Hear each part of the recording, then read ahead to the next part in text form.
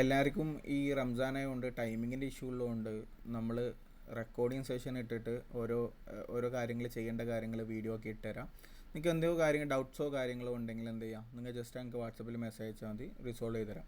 പിന്നെ ലാസ്റ്റ് പറഞ്ഞ പോലെ നിങ്ങൾക്ക് ഡാറ്റാബേസ് ക്രിയേഷനും SQL SQL യൂസറെ വെച്ചിട്ട് ക്രിയേറ്റ് ചെയ്യുന്ന കാര്യങ്ങളൊക്കെ എല്ലാവരും ചെയ്തിട്ടുണ്ട്. ആർക്കെങ്കിലും എന്തെങ്കിലും ഇപ്പോൾ സ്റ്റിൽ ഇഷ്യൂസ് ഉണ്ടെങ്കിൽ നിങ്ങൾ AnyDeskോ എന്തെങ്കിലും ഡൗൺലോഡ് ചെയ്തിട്ട് എന്നെ കണക്ട് ചെയ്താൽ മതി, ഞാൻ സോൾവ് ചെയ്ത് തരാം അതൊക്കെ. ഓക്കെ, അപ്പോൾ നമ്മൾ ലാസ്റ്റ് ക്ലാസ്സിൽ നമ്മൾ എംപ്ലോയി മാസ്റ്റർ എന്ന് പറഞ്ഞ ഒരു സ്ക്രീൻഷോട്ട് ഇട്ടിട്ടുണ്ടായിരുന്നു. അതുപോലത്തെ ഒരു ടേബിൾ കാര്യങ്ങളൊക്കെ ക്രിയേറ്റ് ചെയ്തിട്ടുണ്ട്. കുറേ പേരൊക്കെ ക്രിയേറ്റ് ചെയ്തിട്ട് അയച്ചു തന്നിട്ടൊക്കെ ഉണ്ട്, ഡൗട്ട്സൊക്കെ ക്ലിയർ ചെയ്തിട്ടുണ്ട്. അപ്പോൾ നമ്മൾ എന്താ വെച്ച് സെയിം സംഭവം തന്നെ ഇവിടെ ഇട്ടിട്ടുണ്ട്. കുറച്ചും കൂടി സ്റ്റാൻഡേർഡ് ഫോമിലാണ് നമ്മൾ ഇട്ടത്. കുറച്ച് എന്തൊക്കെയാണ് കൊടുക്കേണ്ടത്, ടൈപ്സൊക്കെ നിങ്ങൾ എല്ലാവരും ഇതുപോലെ തന്നെയാണ് ചെയ്തത് ഓൾമോസ്റ്റ്. അപ്പോൾ നമ്മൾ അതിൽ കുറച്ച് മാറ്റങ്ങളൊക്കെ വരുത്തിയിട്ട് നമ്മൾ എന്ത് ചെയ്യും, സ്റ്റാൻഡേർഡ് ഫോമിലാണ് എല്ലാ കാര്യങ്ങളും ക്രിയേറ്റ് ചെയ്യാം. അപ്പോൾ നിങ്ങൾ ഈ യെല്ലോയിൽ കാണുന്ന എല്ലാ സാധനവും നിങ്ങൾ സ്ക്രീൻഷോട്ടിൽ കണ്ടിട്ടുണ്ടാവും, എംപ്ലോയി മാസ്റ്ററിലെ ഫീൽഡൊക്കെ. അപ്പോൾ നമ്മൾ എംപ്ലോയി മാസ്റ്റർ കോഡ് കാര്യങ്ങളൊക്കെ ഇട്ടിട്ടുണ്ട്. പിന്നെ അതിൻ്റെ ഡാറ്റ ടൈപ്പും കാര്യങ്ങൾ. ഈ ബ്ലൂവിൽ കാണുന്ന സാധനം കണ്ടോ, ടോപ്പിൽ 2 എണ്ണവും താഴെ 2 എണ്ണവും, ഇതെന്താണെന്ന് ഞാൻ പറഞ്ഞിട്ടുണ്ടായിരുന്നു. നമ്മൾ എപ്പോഴും ഒരു ഡാറ്റാബേസ് ക്രിയേറ്റ് ചെയ്യുന്ന സമയത്ത് ഏത് ടേബിൾ ക്രിയേറ്റ് ചെയ്യുമ്പോൾ മസ്റ്റായിട്ട് നമുക്ക് കുറച്ച് ഫീൽഡ് ക്രിയേറ്റ് ചെയ്യും. അതിൽ വരുന്ന ഫീൽഡ്സൊക്കെയാണ് ഈ document type, unique key, created by creators.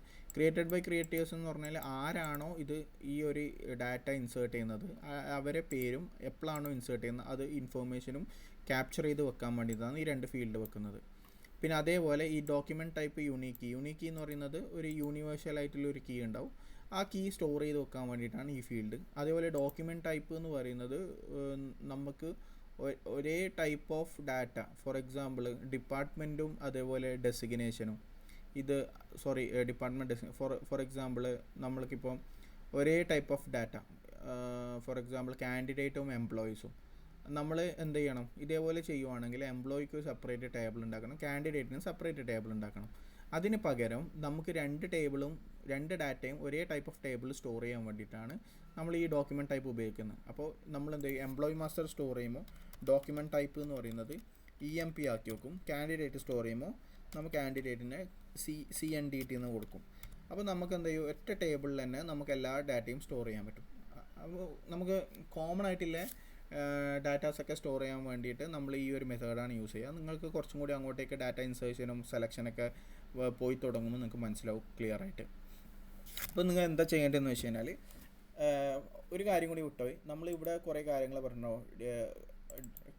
Document number എന്ന് പറഞ്ഞിട്ട് കണ്ടോ, ഈ ഡോക്യുമെൻറ്റ് നമ്പർ ഈ ഡോക്യുമെൻറ്റ് നമ്പർ എന്താണെന്ന് വെച്ച് കഴിഞ്ഞാൽ, പിന്നെ നമ്മൾ ഇതിലൊക്കെ എംപ്ലോയി മാസ്റ്ററിൽ എപ്പോൾ ഇതിൻ്റെയൊക്കെ കോഡാണ് വെക്കുക. ഫോർ എക്സാമ്പിൾ നിങ്ങൾക്ക് ഡിപ്പാർട്ട്മെൻറ്റ് എന്ന് പറഞ്ഞിട്ട് ഒരു ടേബിൾ ഉണ്ടെങ്കിൽ ഡിപ്പാർട്ട്മെൻറ്റ് 1001 എന്ന് പറയുന്നത് കമ്പ്യൂട്ടർ സയൻസ്, പിന്നെ അതുപോലെ 1002 ഇംഗ്ലീഷ്, അങ്ങനെ 1003 അങ്ങനെ കുറേ ഉണ്ടാവുമല്ലോ. അപ്പോൾ ഈ മാസ്റ്റർ വേറെ ടേബിളിലായിരിക്കും വെക്കുക. നമ്മൾ എന്ത് ചെയ്യും, 1001 എന്ന് പറയുന്നത് നമ്മൾ ഈ ഡാറ്റ സ്റ്റോർ ചെയ്യുന്ന സമയത്ത് ഈ ഫീൽഡിലേക്ക് എന്ത് ചെയ്യും, നമ്മൾ 1001 1002 1003 അങ്ങനെ കൊടുക്കുള്ളൂ. അപ്പോൾ നിങ്ങൾ ഇതേപോലെ ഒരു ടേബിൾ ഇതേ ഫോമാറ്റിൽ കാര്യങ്ങൾ ക്രിയേറ്റ് ചെയ്യുക. പിന്നെ ഇവിടെ നമ്മൾ മെൻഷൻ ചെയ്ത പോലെ നമ്മൾ ഡാറ്റ ടൈപ്പും അതേപോലെ പിന്നെ സൈസും നമ്മൾ പ്രോപ്പറായിട്ടേ കൊടുക്കുള്ളൂ. അതെന്താണെന്ന് വെച്ച് കഴിഞ്ഞാൽ, നമുക്ക് മാക്സിമം ഈ ഒരു കോഡിന് നമുക്കിപ്പോൾ അറിയാം 1002 1003 അങ്ങനെ 1004 അങ്ങനെയൊക്കെയാണ് ഈ കോഡിൽ സേവ് ചെയ്യുക. അതേപോലെ നെയിമും. അപ്പോൾ നമ്മൾ ഈ സ്റ്റോറേജ് കപ്പാസിറ്റി ഉണ്ട്, NVARCHAR 30 എന്ന് പറയുന്നത്. ഫോർ എക്സാമ്പിൾ ഇതെന്ന് പറഞ്ഞു കഴിഞ്ഞാൽ നമ്മൾ 50 റോ ക്രിയേറ്റ് ചെയ്തതിന് എന്ത് സംഭവിക്കും, 50 ഇൻറ്റു ഇപ്പോൾ ഫസ്റ്റത്തെ ഈ 30 കൊടുത്തെങ്കിൽ 30ന് അഗെയിൻസ്റ്റ് ആയിട്ടില്ല സൈസായിരിക്കും അലോക്കേറ്റ് ചെയ്യുക. ഇപ്പോൾ നമ്മൾ 2 ക്യാരക്ടർ സ്റ്റോർ ചെയ്തതിനാൽ 3 ക്യാരക്ടർ സ്റ്റോർ ചെയ്തതിനാലും നമുക്ക് എന്താണ് സിസ്റ്റം അലോക്കേറ്റ് ചെയ്യുക. ഒരു റോന് 1500 റോസ് 30 റോ ക്രിയേറ്റ് ചെയ്യുമ്പോൾ 1500 ക്യാരക്ടർ സ്റ്റോർ ചെയ്യാനുള്ള സ്പേസ് ആയിരിക്കും നമ്മൾ സിസ്റ്റം അലോ ചെയ്യുക. അപ്പോൾ നമ്മൾ എന്ത് ചെയ്യും, മാക്സിമം നോക്കിയിട്ട് എത്രയാണോ മാക്സിമം സൈസ് ഇതിന് വരാൻ പറ്റുക ആ വരാൻ പറ്റുന്ന സൈസ് മാത്രമേ അലോക്കേറ്റ് ചെയ്യുള്ളൂ. ഇപ്പോൾ ഇതൊക്കെ 10 കോഡൊക്കെ അറിയാം, കോഡ് മാക്സിമം 10 വരുള്ളൂ നമുക്ക്.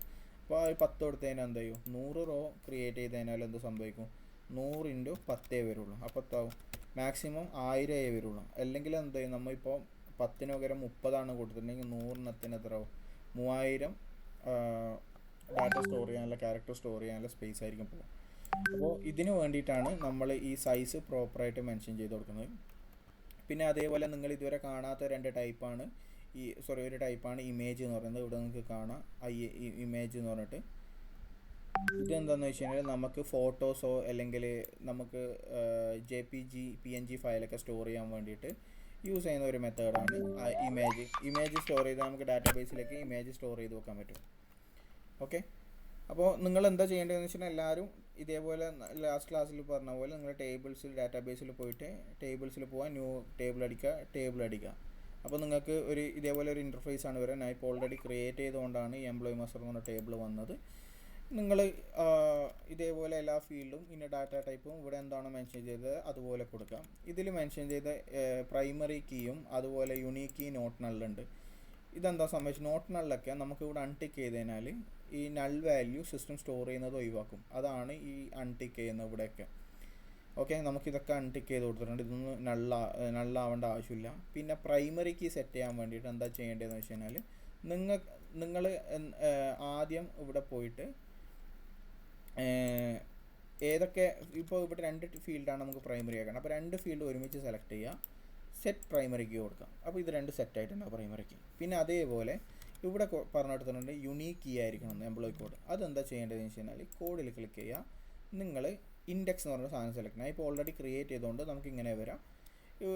ക്രിയേറ്റ് ചെയ്യുന്ന സമയത്ത് പുതിയൊരു ഇൻഡെക്സ് വരും. ഇവിടെ നമുക്ക് ഈ യുണീക്ക് എന്ന് പറയുന്നത് എസ് കൊടുക്കുക, ഓക്കെ കൊടുക്കുക. അപ്പോൾ ഇത് ഇവിടെ യുണീക്ക് ആയിട്ടുണ്ടാവും. ഇവിടെ നിങ്ങൾക്ക് കാണാൻ പറ്റും അലൗ നൾസ് നോ ആയിരിക്കും, കീ യുണീക്ക് ആയിരിക്കും. ഇവിടെ കാണിക്കും, താഴെ ഡീറ്റെയിൽസ് നോക്കിയാൽ കാണിക്കും.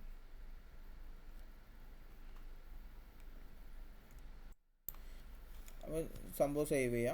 കൺസ്ട്രെയിൻ എല്ലാം സേവ് ചെയ്തതിന് ശേഷം നിങ്ങൾ ടേബിളിൻ്റെ നെയിമും കൊടുക്കുക, എംപ്ലോയി മാസ്റ്റർ എന്ന് പറഞ്ഞ ടേബിൾ നെയിമും കൊടുക്കുക. ഇത് മൊത്തം എല്ലാവരും ഇന്ന് തന്നെ ചെയ്യുക. ഞാനിന്ന് വൈകുന്നേരമോ അല്ലെങ്കിൽ രാത്രിയോ ഇതിലേക്ക് ഇൻസേർഷൻ ചെയ്യുന്ന ഒരു സ്ട്രക്ചറും കൂടി ഞാൻ തരും. പിന്നെ അതേപോലെ ഡിപ്പാർട്ട്മെൻറ്റ്, ഡെസിഗ്നേഷൻ, ഇങ്ങനത്തെ 3-4 ടേബിൾ നമുക്ക് ക്രിയേറ്റ് ചെയ്യണം. അത് നിങ്ങൾ ജസ്റ്റ് ഇതേപോലെ ഞാൻ എക്സൽ നിങ്ങൾക്ക് ഇട്ടുതരും. അതുപോലെ നിങ്ങൾ എല്ലാവരും ക്രിയേറ്റ് ചെയ്യാം. ഓക്കെ.